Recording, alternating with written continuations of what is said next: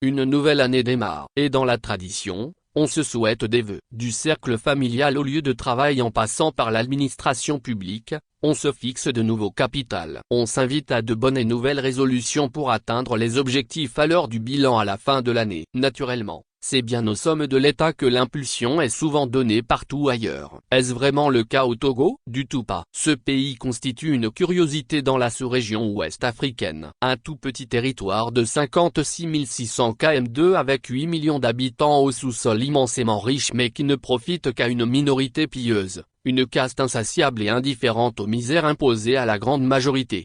C'est un pays entièrement à part dans une gouvernance insipide et toxique. Pour les vœux de Nouvel An, tous les pays sérieux se sont consacrés à la tradition. Au Togo, on doit se contenter d'un message publié sur les comptes sociaux. C'est de là que le président Faure Gnassingbé a présenté ses premiers vœux aux Togolais pour le nouvel an 2024. Mes chers compatriotes, à l'entame de cette année nouvelle, je forme pour chacun de vous des vœux de santé, de bonheur, de paix et de progrès.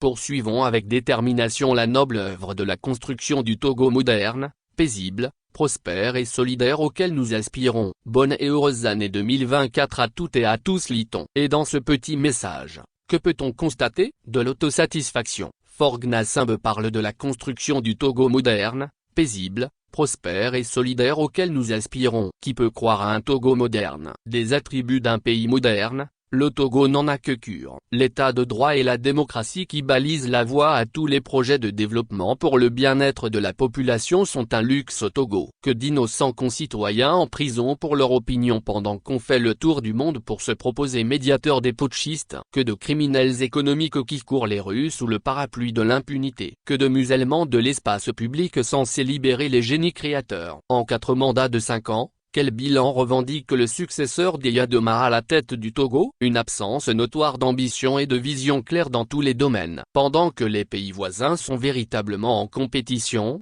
le Togo se compare à lui-même. Une vision étriquée qui scelle le sort de ce pays pour un bon moment encore, malheureusement. Une nouvelle année avec les anciennes habitudes qui ne garantissent aucunement un lendemain meilleur. Honoré à Dontuy. Source, Le Correcteur.